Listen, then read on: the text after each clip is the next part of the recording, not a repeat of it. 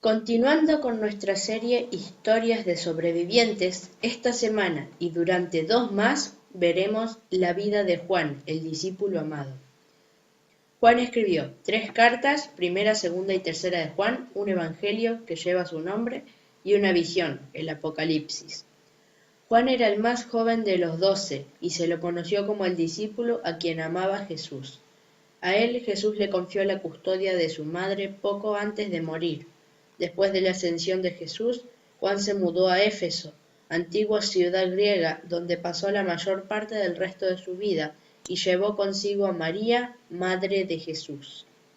Hablar de Juan es hablar de amor. Bonito, ¿verdad? Pero esperá. Primero, tenés que saber lo que él quería decir al hablar de amor. Juan no hablaba de las cosquillas que se sienten al tomarse de las manos, o caminar por la playa, o con besitos tiernos. Ni siquiera hablaba de amistad. Para Juan, el amor no es lo que uno siente, es lo que uno hace. ¿Cuándo fueron escritas las cartas de primera, segunda y tercera de Juan? Se calcula que entre fines de los 80 y principios de los 90 después de Cristo, en épocas en que el emperador Domiciano comenzaba a perseguir a los cristianos. ¿A quiénes están dirigidas?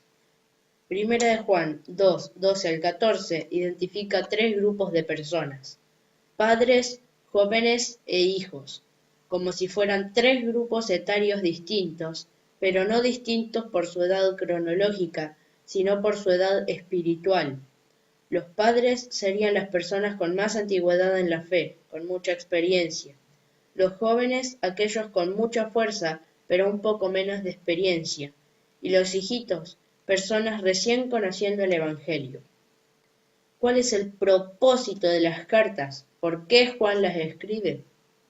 ¿Han visto alguna vez unos carteles grandes que suelen estar pegados en las paredes de los bancos, donde se explican las características de los billetes verdaderos, a fin de que las personas puedan distinguirlos de los falsos?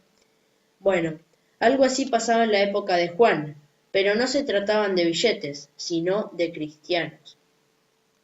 Las creencias populares, reflejo del pensamiento de los filósofos griegos, estaban mezclándose en lo que se enseñaba en la Iglesia y confundiendo a los creyentes acerca de qué significa ser seguidor de Cristo y cuál es el Evangelio. Entre estas enseñanzas, producto del pensamiento humano no fundado en la Biblia, estaba, y está aún hoy en día en la mayoría de las iglesias cristianas, el concepto del ser humano. Ellos pensaban que el aspecto físico, el cuerpo de las personas, es algo malo y despreciable, mientras que el alma es buena y eterna, pero el alma era entendida como una entidad completamente aparte del cuerpo.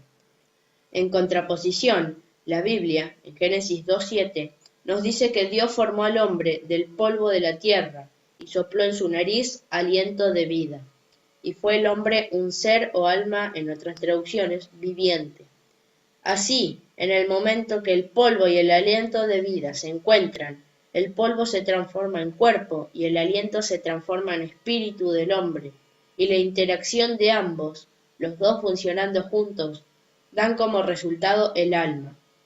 Podemos ilustrarlo con la luz. El cuerpo sería el foquito de luz, el espíritu la corriente eléctrica y la luz sería el alma. No puede haber luz si no hay foco y si no hay corriente eléctrica interactuando juntos. Del mismo modo, no puede haber alma si no hay un cuerpo y un espíritu interactuando entre sí. Cuando una persona muere, es como que el foquito se quema, y entonces no puede haber más luz, no puede haber más alma. Estas enseñanzas estaban produciendo confusión entre los creyentes. Se hacía difícil para muchos distinguir la verdad del error, pero a juzgar por el énfasis que Juan hace en sus cartas, lo que más confusión traía era el modo como los que tenían las creencias correctas se relacionaban con los que tenían creencias incorrectas. Le habrá resultado fácil a Juan tratar con amor a las personas que con sus enseñanzas erróneas tendían a destruir la fe y la verdad que con tanto esmero Juan había tratado de construir entre los fieles de Éfeso. Y es que, nuevamente, nuestro corazón natural nos hace difícil, en realidad imposible, amar a quienes no hacen bien las cosas o creen cosas que no son verdad. Por eso, Juan se esmera en presentar qué hace la diferencia. Se esmera en mostrar el DNI de un verdadero cristiano. En el desarrollo de la carta, Juan usa palabras bien contrastantes, como queriendo enfatizar el contraste entre un verdadero cristiano y uno que no lo es. Por ejemplo, luz y tinieblas, amor y odio, vida y muerte, hijos de Dios, hijos de Satanás, amor al Padre, amor al mundo, etc.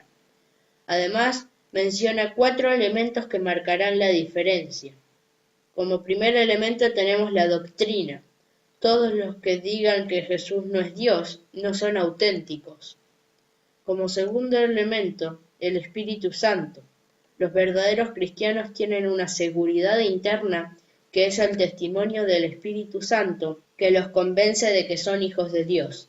Como tercer elemento tenemos a la justicia. El verdadero cristiano guarda la ley de Dios, porque la justicia y la ley son conceptos que van siempre de la mano. Y como cuarto y último elemento tenemos el modo de relacionarse con las personas, el aspecto social. Y es en este aspecto, en las relaciones interpersonales, donde Juan pone el énfasis, porque es lo que se ve en la práctica, es donde se siente o se toca, por decirlo de alguna manera, la identidad de un cristiano. Aquí es donde juega un papel primordial el amor. Si tú tienes una sana doctrina, pero no manifiestas amor en las relaciones sociales, eres un cristiano trucho o falso. Eso es lo que Juan está enfatizando. Es duro, ¿verdad?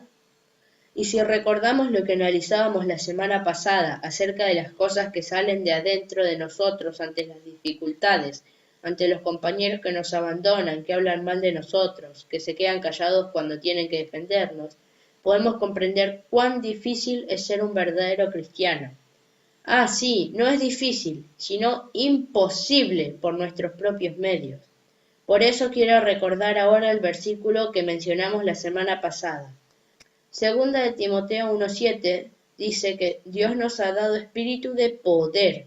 ¿Hace falta poder de Dios para amar a las personas que nos aman a nosotros, a los que están siempre de nuestra parte, que no nos abandonan nunca, que opinan y piensan igual que nosotros?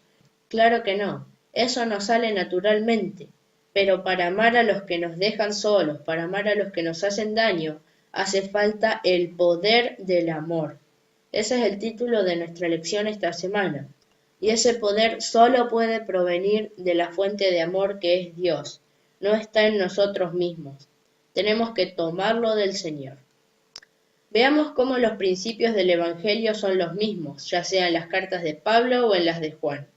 El Evangelio verdadero es uno solo, porque Jesús es uno solo. Y a la luz de la verdad expresada en la vida diaria, en el modo de relacionarnos unos con otros, todo lo que es falso, todo lo que no es original, se manifiesta claramente. Entonces, la mejor manera de defender la verdad es vivirla.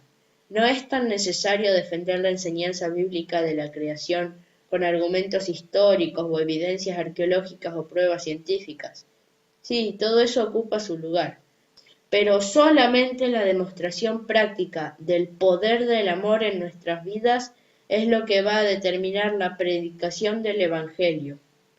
Y será predicado este Evangelio eterno para testimonio a todas las naciones. Yo quiero ser la persona que por el poder de Dios obrando en mí sea capaz de amar a los que me abandonen, como Pablo, y a aquellos cuyo pensamiento aún no ha discernido la verdad bíblica y se encuentran en el error, así como los amó Juan. Que el poder del amor y el poder del testimonio sea la fuerza de la evidencia de nuestro auténtico cristianismo. Amén.